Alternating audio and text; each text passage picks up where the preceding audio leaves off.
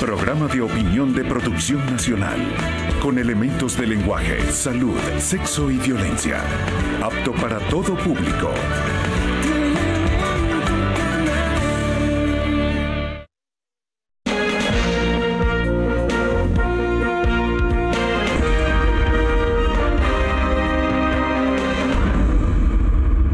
Buenos días, buen domingo, buen fin de semana para todos ustedes, amigos televidentes. En la primera parte de este programa voy a conversar con José Manuel Puente, el economista, profesor del IES. Lo he tenido aquí varias veces y siempre está comentando la actualidad económica nacional e internacional. Si yo le preguntara en este momento qué vemos desde el punto nacional e internacional, en favor o en contra de Venezuela. Es muy claro, y me va a tomar un minuto y medio para hacer una descripción de un trabajo que vamos a hacer, un colega en la Universidad de Warwick, Jesús Rodríguez y yo, sobre lo que es la métrica, la cuantificación del colapso macroeconómico venezolano, que coincide mucho con lo que acaba de publicar Banco Mundial. Es esta crisis macroeconómica, la peor crisis macroeconómica que ha habido Venezuela en su historia contemporánea y la peor crisis macroeconómica que ha habido cualquier economía latinoamericana. ¿Qué fue lo que hicimos? Cuantificamos el ciclo recesivo de Venezuela desde el 2014. Este desastre macro fundamentalmente comienza en el 2014 y continúa en el 2018 y 2019. Entre el 14 y el 18 se ha perdido el 46.9% del Producto Interno Bruto. Casi la mitad del PIB, la de producción de bienes y servicios, se ha perdido. Usando un programa estadístico, Stata, le pedimos que identificara en la data de Banco Mundial y Fondo Monetario de los 196 países que hacen ellos seguimiento, identificara países que han tenido 5 años de recesión. Y generamos un ranking con eso. Y los resultados son muy claros. El 46% del PIB que ha perdido Venezuela es un ciclo recesivo muy superior al que vivió, por ejemplo, Bolivia durante el ciclo de hiperinflación en los 80, muy superior al que vivió inclusive en Nicaragua durante la hiperinflación. Es decir, no hay en América Latina ningún evento de desajuste macroeconómico en los últimos 40 años que tenga un ciclo recesivo superior al que vive Venezuela. Después comparamos a Venezuela con el resto del mundo, con los 196 países, y nos damos cuenta que Venezuela está entre las 3 peores crisis recesivas de los últimos 50 años, solo superados por Ucrania y Sierra Leona. Ucrania viviendo un gran desajuste político y social, casi una guerra civil, y Sierra Leona una especie de guerra. Venezuela estaría entre las 3 economías con peor desempeño macroeconómico en el mundo después de estos años de desastre. Y esto no termina porque el 2019, con esto cierro la idea, el 2019 será el 6º año consecutivo de recesión de Venezuela, que sumado a los apagones, sumado al embargo y las medidas del Departamento de Estado, pueden hacer que Venezuela se contraiga entre 20 y 25 puntos del PIB. Ajá. Explícale a la gente otra vez, te pido que le diga, porque son televidentes distintos, lo que te dieron ayer y lo que te dieron hoy. ¿Qué significa esa cifra del PIB? ¿Qué es el PIB para el común de la gente? El Producto Interno Bruto es la sumatoria de todos los bienes y servicios que produce una economía en un año contable. Todas las sillas, todas las mesas, todos los servicios de un electricista, todos los camiones, todos los carros, la producción de bienes y servicios. La comida, ¿no? Eso te indica la comida, las medicinas, te dice de qué tamaño es la torta. Y lo que te dice es que la torta de producción de bienes y servicios en Venezuela en los últimos 5 años se redujo a la mitad. Era una torta de 100 y pasó a ser una torta de 50. ¿Y cómo habiendo más gente se come igual? No, se come menos, se come mucho menos. Lo muestran todos los indicadores. Quiere decir que si la torta es cada vez menor, cada vez le estás dando un pedazo de torta menor a cada venezolano. Y es por eso que puedes identificar en este desajuste macroeconómico, el peor de América Latina en su historia contemporánea, que los venezolanos se han pauperado, empobrecido, y cada vez la sociedad se ha hecho menos justa. ¿Cómo le pega eso al estómago del venezolano? Muy claro. Veamos índices de pobreza. La data de Encovi, para mí la principal encuesta de pobreza que se hace en Venezuela. Es de la Universidad Católica. Católica Central y Simón Bolívar. Ellos te indican en su estudio que la pobreza para hacer el 17, sin incluir el 18, llega al 87% de la población. Cuando en el año 98, cuando se inicia el gobierno bolivariano, era del 45%. Es decir, en 20 años se duplica la pobreza, y después de haber recibido entre el 98 y el 2018 haber recibido 975.000 millones de dólares.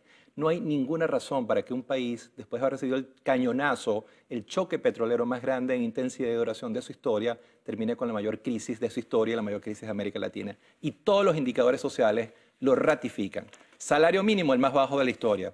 Para darle un número, el salario mínimo hoy, a tipo de cambio oficial, DICOM, oficial, no paralelo, son 4.8 dólares por mes. Esos son 0,18 centavos de dólar por día. ¿Qué puede comprar usted en el mercado con 0,18 centavos de dólar por día?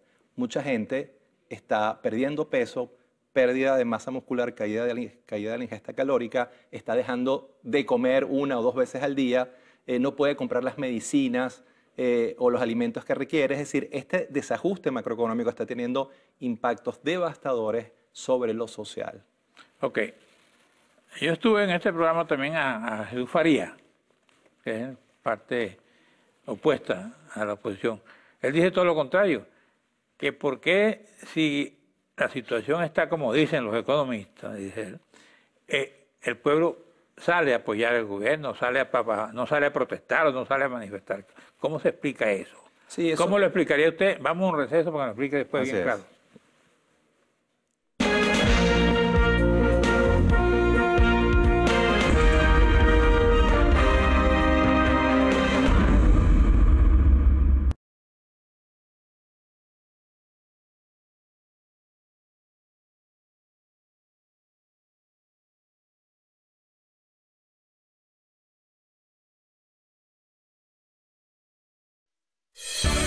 Estás viendo Diálogo con...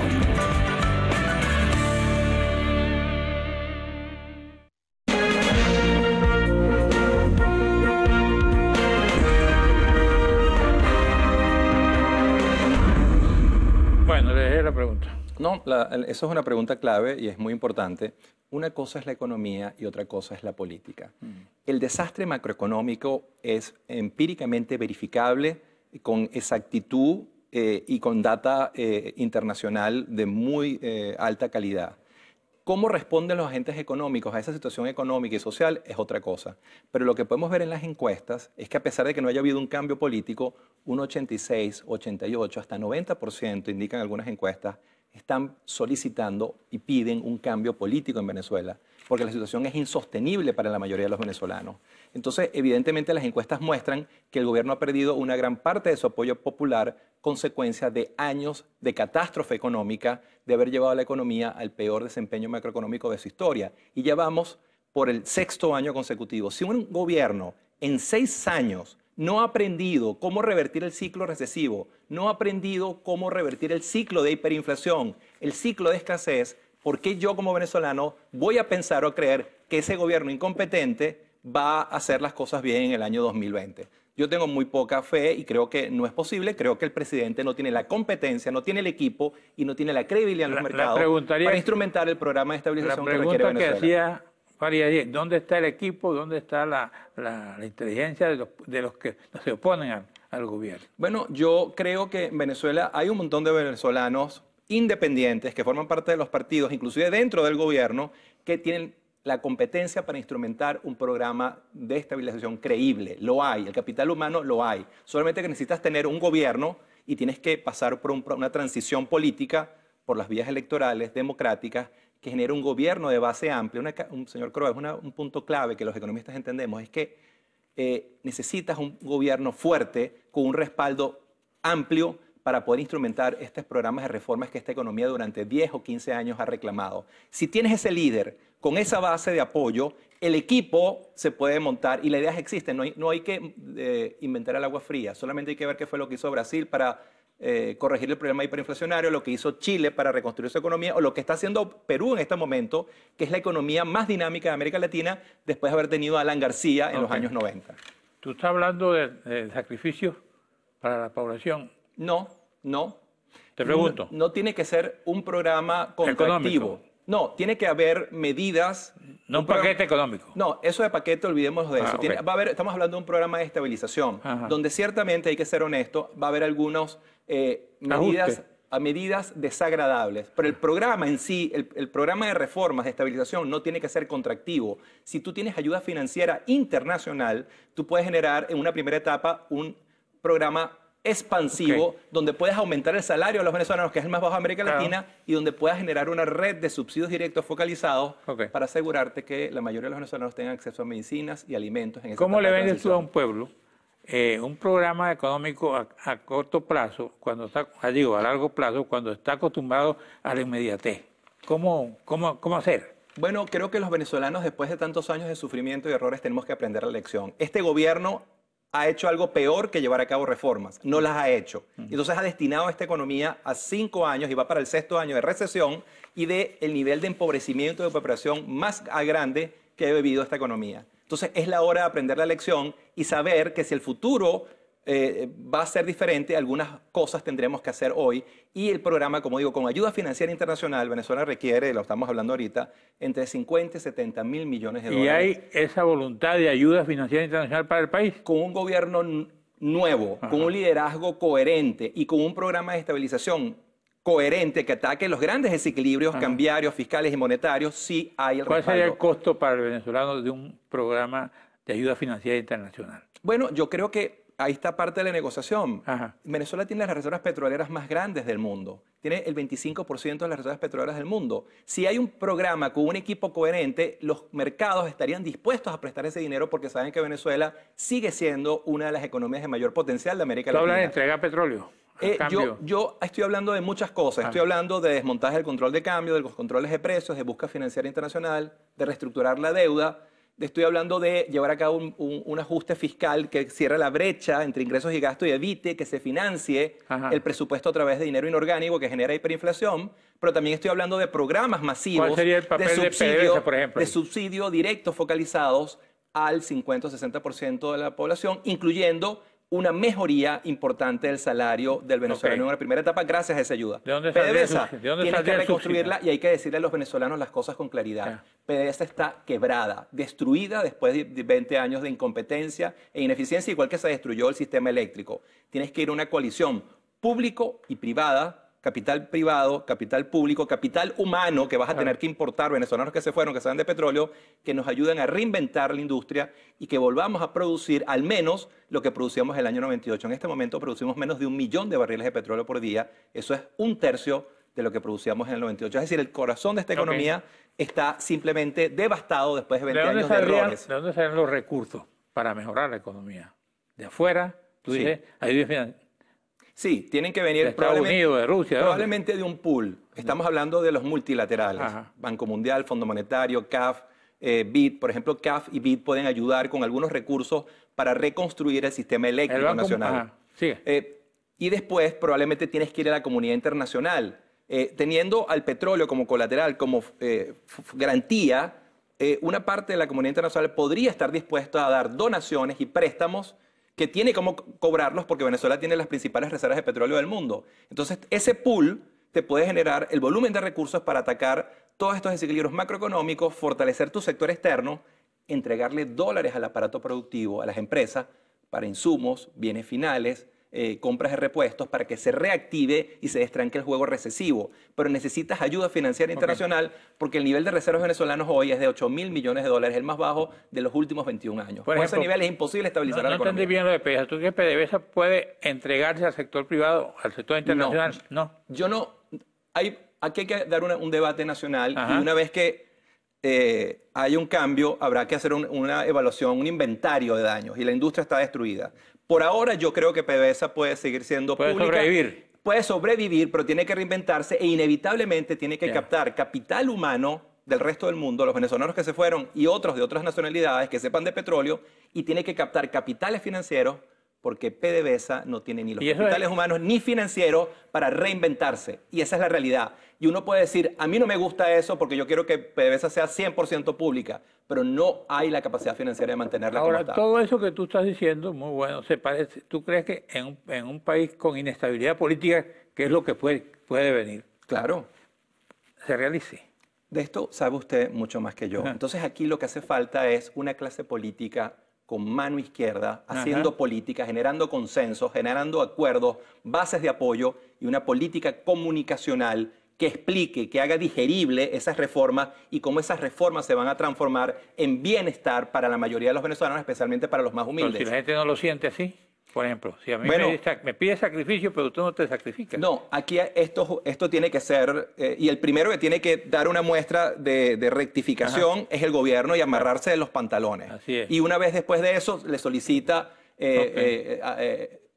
ajustes a los ciudadanos. Pero insisto, el programa de estabilización no tiene por qué ser contractivo ni tener un costo sobredimensionado sobre la población. Tú con ayuda financiera internacional puedes suavizar muchos de esos costos, por eso es que yo hablo de una política social muy fuerte, con volúmenes muy grandes de recursos, de subsidios directos focalizados para subsidiar al 50 o 60% más humilde de la población, para transitar Vuelvo a la pregunta, ¿dónde saca el subsidio directo para entregar a la gente? De los recursos internacionales, de lo que te puede prestar Banco Mundial, Fondo Monetario, BID, Banco Interamericano, CAF, de lo que puedes conseguir en la comunidad internacional, de las inversiones que puedes conseguir por petróleo a través de coaliciones públicos-privadas que te ayuden a extraer ese oro negro que tenemos en la tierra, que tenemos más que cualquier otro país del mundo, y que corremos un riesgo. Si no extraemos ese petróleo pronto va a haber un perfecto sustituto del petróleo y podemos terminar siendo un país muy pobre con el subsuelo lleno de barro negro, y eso es lo que no podemos permitir. Los recursos internacionales no nos llevan a otro endeudamiento como tantas veces criticado. Sí, pero es inevitable. Venezuela, tenemos que endeudarnos a juro y no pagar. El gobierno dilapidó el choque petrolero más grande de la historia de la humanidad. 975.000 millones en los últimos 20 años. ¿Qué ha pasado con la deuda externa? ¿Qué sabes tú de eso? La deuda no solamente utilizó los ingresos extraordinarios que recibió, 975.000 millones medido por balanza de pagos en 20 años, sino que se endeudó a altísimas tasas y la deuda se incrementó y ahora tienes unos vencimientos acumulados y con esto se lo entre el 18 y el 2027 tienes 90.000 millones de dólares en vencimientos de deuda. ¿Cómo atraviesas el Niágara en bicicleta? Esa es la pregunta. Tienes que ir a la reestructuración de deuda. Con Juan Luis Guerra. ¿Dónde está? ¿Cómo pasas el Niágara en bicicleta? ¿Cómo lo cruzas? Con Juan Luis Guerra, con la guerra. Bueno, aquí dice el Nacional Oposición. Venezuela necesitará 70.000 millones para empezar de nuevo. Vamos a un receso para la última parte del programa y te dejo para que tú expliques eso que tienes ahí en la mano. Así es, muchas gracias.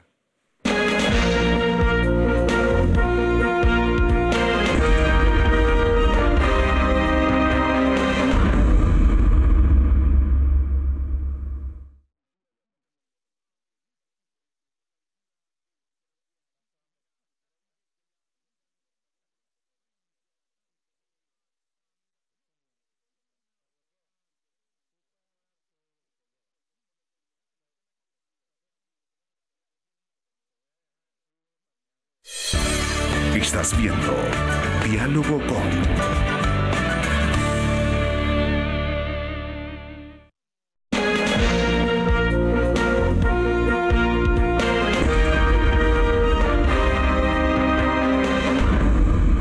Bueno, te leía que la oposición en Venezuela necesita 70.000 millones para empezar de nuevo, dice el diario El Nacional.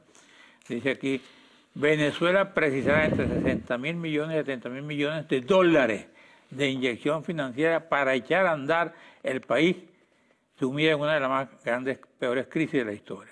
Bajo la égida del economista Ricardo Hauptmann, representante del Banco Interamericano de Desarrollo, de Juan Guaidó, el líder opositor reconocido como presidente interino por más de 50 países, la oposición ha ideado un plan para generar un círculo virtuoso que permita restablecer el funcionamiento de la economía y empezar a crecer, dijo a la AFP Miguel Ángel Santos, director de investigación aplicada en el desarrollo internacional de la Universidad de Harvard. Eso lo dice aquí el diario El Nacional, está publicado. ¿Cuál es tu comentario? Sí, primero, no hay duda, Venezuela requiere ayuda financiera internacional. Ricardo Hauptmann lo ha estado trabajando desde hace mucho tiempo y es muy claro, el nivel de reservas internacionales hoy es el más bajo de los últimos 21 años. Simplemente no tienes dólares para liquidar el aparato productivo, para insumos, bienes finales o repuestos, y sin eso el aparato económico no se va a poder destrancar. Y esa ayuda financiera es importantísima para eso, para fortalecer el sector externo y para generar estos programas de subsidios directos focalizados para hacer viable que la mayoría del país pueda sobrevivir a esta catástrofe, esta hecatombe económica y social que ha generado errores durante 20 años en política económica. Los errores no solamente han sido en términos de el bajo nivel de crecimiento que ha tenido esta economía o de contracción, también somos récord en términos de inflación. Venezuela es hoy la única economía en hiperinflación en el planeta. Y la última hiperinflación que vivió América Latina fue la de Perú en 1990. Hace 30 años que en este continente no había hiperinflaciones. Y Venezuela es la primera en América Latina desde los años 90 y es la segunda del siglo XXI después de Zimbabue. Es decir, somos un punto fuera del promedio en mal desempeño macro. Inclusive cuando uno piensa en la duración de las inflaciones que hoy en día preocupan mucho al venezolano, ya tenemos 17 meses de proceso hiperinflacionario, nos damos cuenta que ya pasamos el promedio de las hiperinflaciones. En Venezuela, en el mundo, se han identificado cerca de 70 hiperinflaciones en diferentes partes del planeta. El promedio de hiperinflación de esos países ha sido 11, 12 meses. Venezuela ya va por los 17 y se está acercando, lamentablemente, a lo que es el límite superior, el caso más extremo, que es Nicaragua, donde la inflación duró 56 meses, y en el caso de Azerbaiyán o Ucrania, donde duró más de 30, 35, 36 meses. Entonces, Venezuela no solo tiene un problema de ciclo recesivo muy agudo, sino un problema de hiperinflación, que es la inflación más virulenta, más fuerte que ha habido el continente, pero además también que ya va en un periodo que es mucho más largo del promedio de América Latina. ¿Qué sabes tú del dólar? ¿A dónde vamos? Yo lo único que puedo decir, porque nadie de manera certera puede decir cuál va a ser el tipo de cambio del ICOM para diciembre del 2019. Yo lo único que les puedo decir con responsabilidad técnica es que ese tipo de cambio no se puede mantener en ese nivel por mucho tiempo más. Tarde o temprano va a vivir un ajuste muy fuerte, como cuando pasó de 400 a 2000, en algún momento va a vivir un ajuste porque simplemente se ha dado un proceso de apreciación del tipo de cambio, dado el diferencial de inflación entre Venezuela y el resto del mundo, ese tipo de cambio se ha apreciado y se ha mantenido estático en 3.000 y tantos bolívares el DICOM oficial. Entonces ese tipo de cambio lamentablemente se va a devaluar y vamos a ver otro gran choque negativo por el lado del tipo de cambio y que va a generar otro brote inflacionario a consecuencia de la inconsistente política monetaria, fiscal y cambiaria. Aquí dice José Guerra, por ejemplo, Plan País lograría bajar la inflación a un dígito en 4 meses. Explícame. ¿Tú estás metido en el Plan País? Yo he sido consultado y he estado en varias discusiones. Yo no estoy, digamos, soy uno de los líderes de ese proceso, pero hay un grupo de gente muy competente ahí. Pero hemos estado en varias discusiones, vía remota y vía presencial. Yo creo que muchas de las cosas que hay que hacer en Venezuela en esa transición ya están planteadas en el Plan País.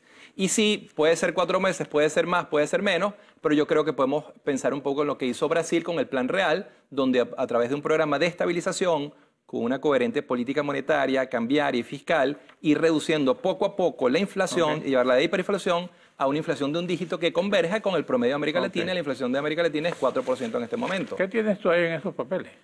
Aquí hay de todo, de todo un poco. Me llama la atención. Sí, una de las cosas que calculamos precisamente para este paper no solamente era verificar la métrica del ciclo recesivo de Venezuela en los últimos 5 años, sino comparar a Venezuela con el resto de Sudamérica. Y una de las cosas que conseguimos es que cuando uno hace un ejercicio muy simple de agregación, de crecimiento económico, Venezuela es la economía que menos ha crecido en Sudamérica. Por ejemplo, la economía más dinámica del continente ha sido Perú, Bolivia y Chile. Y Perú, una economía mediana de este continente, ha crecido 150, 160 veces más que Venezuela. La pregunta que tienen que hacerse los asesores de política económica es por qué una economía relativamente pequeña, con relativamente poco potencial, ha crecido mucho más que la economía con las principales reservas petroleras del mundo, que es Venezuela. Porque ellos han crecido 150 veces más que nosotros, porque la misma Bolivia, con todas sus restricciones y con un proyecto político socialista, no ha instrumentado ninguno de los errores en política económica que se han instrumentado en Venezuela. Como bien decía algunos colegas, Venezuela es un manual de macroeconomía de todo lo que no se debe hacer en economía. ¿Qué otra cosa tiene ahí? No, el mismo tema inflacionario, el tema del término del PIB per cápita.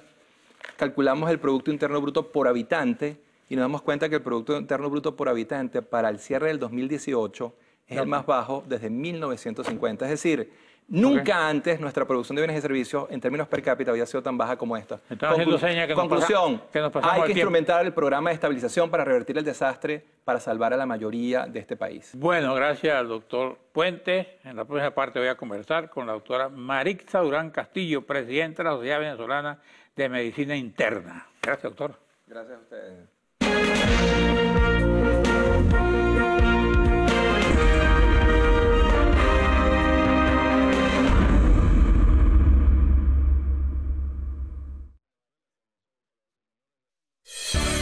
Estás viendo Diálogo con...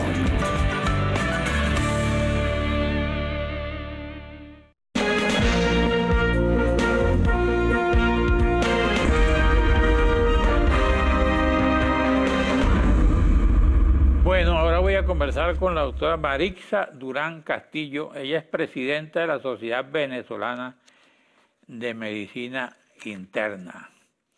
Buenos días, doctora. Bienvenida al programa. Buenos días, gracias por la invitación. Dígame, ¿cómo está en este momento la medicina interna de Venezuela, según su visión? ¿Y qué está haciendo por ella la sociedad que usted preside? Bueno, en primer lugar, la Sociedad Venezolana de Medicina Interna es una sociedad que ya tiene 62 años en el país. Cumple, de hecho, el 18 de abril de este año. Nacimos juntos. Así es. Sí. Y es una sociedad que tiene una gran tradición académica, de preocupación por la excelencia, inculcar el profesionalismo en sus miembros y también preocuparse por la salud del venezolano.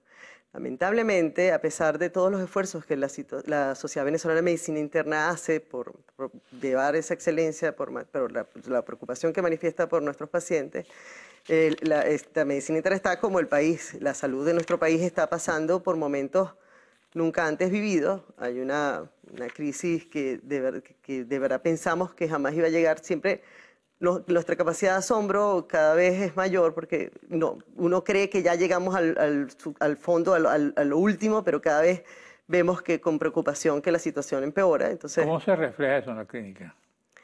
En el ejercicio de la medicina. En el ejercicio de la medicina, mira, se expresa de una manera muy compleja. Eso depende. Por ejemplo, en el tratamiento de los pacientes agudos, en el manejo de las emergencias, todo este complejo, esta crisis que está pasando en relación a los servicios públicos, ¿ok? ¿Qué es lo que está trayendo? La ausencia de agua, la ausencia de luz, la falta de abastecimiento en los hospitales.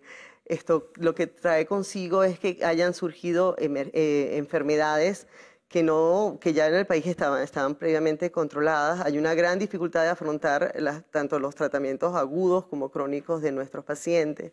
Por ejemplo, con la crisis de agua que tenemos, ¿qué es lo que estamos viendo? Que, por ejemplo, están apareciendo diarreas, hepatitis. Hay un alto riesgo de las personas que están recogiendo agua en las orillas del Guaire o en sitios donde el agua no está potabilizada adecuadamente, por ejemplo, de leptospirosis. Nuestra población está expuesta a enfermedades por las cuales no tendría que padecer, pero que además, con lo precario, en las precarias condiciones en las que se encuentra el sistema de salud, no estamos en la capacidad de atenderla. Y eso por hablar de algo muy concreto y que algo que estamos viviendo hoy en día, sin pasar por todo lo que padece un paciente que tiene que ir a una emergencia de un hospital y que después requiere hospitalizarse, donde muchas veces termina comprando él mismo su tratamiento porque hay un alto desabastecimiento y eso se ha sido denunciado reiteradas oportunidades de insumos en nuestros hospitales. Ajá. Y frente a eso, las clínicas privadas no se preparan para la crisis. Las clínicas privadas obviamente tienen más capacidad de recursos en el sentido de que, bueno, se compra, pero el problema es el costo. Cada vez la población, antes una persona de clase media podía ir a una clínica privada. Ahora sí, de verdad que cada vez se les hace más cuesta arriba porque los costos son exorbitantes. Y no porque las clínicas se estén lucrando de una manera desmesurada, sino porque los insumos son muy costosos. Y la gente entonces cada vez tiene acceso. ¿Qué le queda? El venezolano muchas veces se está muriendo de mengua porque de verdad que no tiene dónde ir. En los hospitales carecen de muchísimos recursos y las clínicas que los tienen y que además tienen carencias, pero obviamente hay más dinero para para disminuir esas carencias, no tienen el poder adquisitivo para hacerlo. No es fácil. ¿Ustedes viven esa situación en la clínica cada día? Sí, obviamente, claro que sí. Hay gente que va a la clínica, pero lamentablemente los costos, muchas veces se tiene que ir porque los costos no le dan. Eso se vive, eso es pan nuestro de cada día. Igual pasa, por ejemplo... Tú dices los costos del servicio médico, de las consultas médicas o de las medicinas. Los costos de todo. ¿Ah? Los costos de todo. ¿Tú has tenido que comprar alguna medicina últimamente? No, gracias a Dios. Gracias a Dios. Ajá. Pero, por ejemplo, un antihipertensivo que hace pocas semanas... Un antihipertensivo, una medicina para la tensión. Ajá. Que ponte que hace un mes te podía costar 18.000 bolívares, por decir algo que ya es hoy en día un salario mínimo. Ahorita lo vas a comprar y te cuesta 60.000. Y estoy siendo conservadora. ¿Y qué pasó con aquel breve decreto de los precios justos? Pues no sabemos. De la medicina. Eso se perdió, eso no está en vigencia. Una insulina, un lápiz de insulina te puede costar hoy en día, y lo venden en dólares, $20. ¿Qué hace un paciente diabético que puede necesitar varios de esos lápices de insulina al mes? No lo puede comprar. Entonces nuestra gente está, de verdad, ponte que entonces un diabético, por ejemplo, está sujeto a morir. Sí, o a complicarse. Se trata con lo que se puede, no con lo que se debe. Si se descomplica, se discapacita, que es peor. Por eso.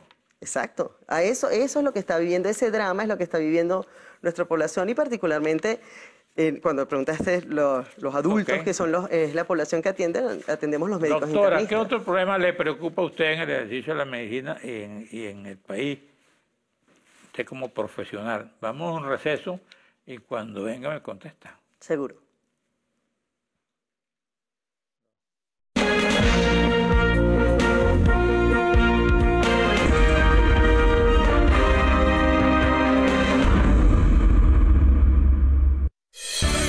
Estás viendo Diálogo con...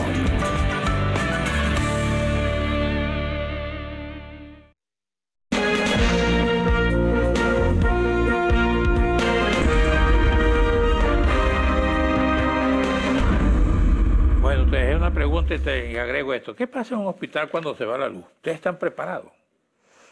Depende de dónde esté el hospital y depende de cómo esté funcionando. En las clínicas privadas, la gran mayoría tienen planta. Pero tienen una duración... Las plantas funcionan de ahorita. servicio, ¿no? Sí, pero bueno, ahorita aprendimos con estos apagones que se vivieron últimamente, se aprendió mucho del funcionamiento de estas plantas.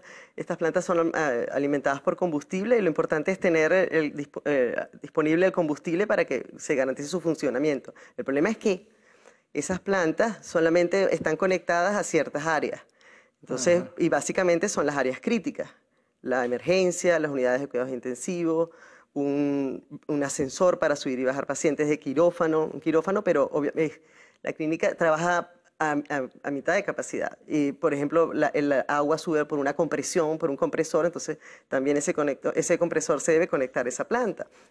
Y así eso debe funcionar, se va la luz de la calle y la planta se debe disparar.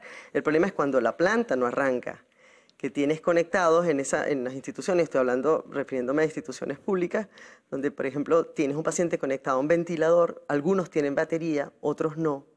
Si la luz no llega, tú terminas ventilando el paciente de manera manual.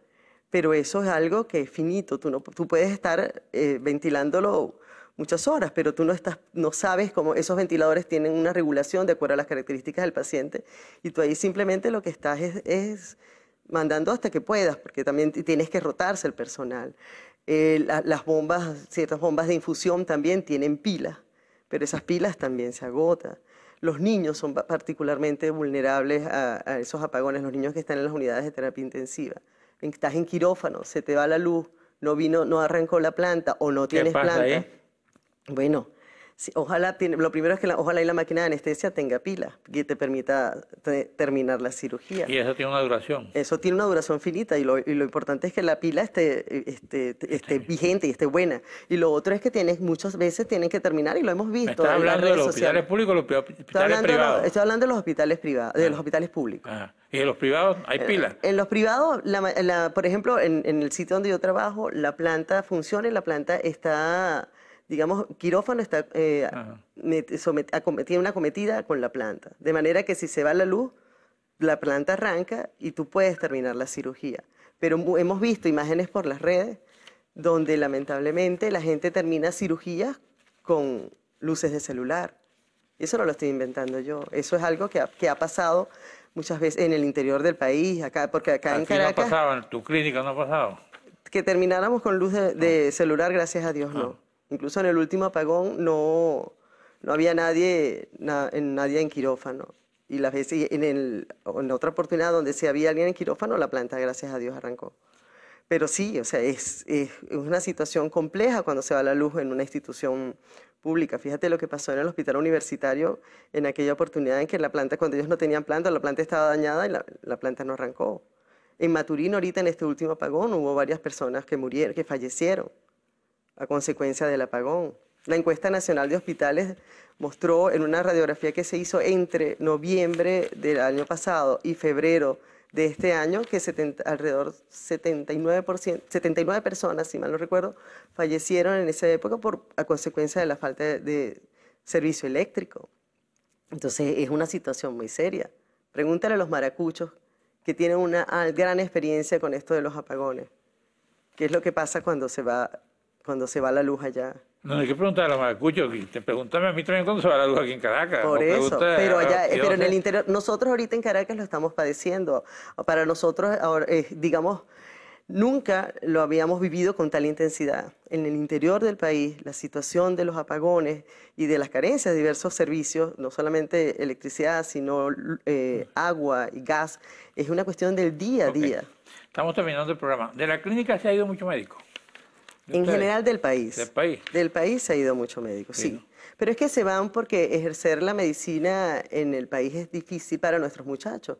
Si tú te fijas, por ejemplo, nuestros residentes... Se van los jóvenes. Se van los jóvenes. Cuando se gradúan. Se van los jóvenes, incluso muchas veces no terminan las residencias porque ganan poco, porque trabajan en lugares inseguros y porque las condiciones donde, por ejemplo, te toca dormir en una guardia, en un hospital público, son paupérrimas. No hay agua y entonces los baños huelen muy mal o están sucios, no hay colchones, no hay una infraestructura adecuada. Nuestros residentes venezolanos, no solamente los de medicina interna, sino los de todas las especialidades que trabajan en hospitales públicos, prácticamente ejercen la medicina de una manera muy fuerte, en unas condiciones muy rudas, muy fuertes, porque de verdad no hay seguridad. Están sometidos a ataques de la población, de los colectivos, de mucha gente, y además esto... Me dicen también eso, que muchos médicos han sido agredidos, ¿no? Eso es cierto, eso es totalmente cierto. Pero además estás incómodo, y además que te tienes que... Porque te enfrentas en una emergencia, por ejemplo, a una persona que viene con la angustia que tiene su familiar enfermo, y no tienes que ofrecerle, y puede fallecer. Entonces la frustración de la gente, la gente lo que termina es manifestándola contra el médico que está allí, que no es el culpable de lo que está pasando. Bueno, gracias, doctora. Gracias a ti por la oportunidad. Gracias a ustedes, amigos televidentes. Nos vemos aquí en una próxima oportunidad.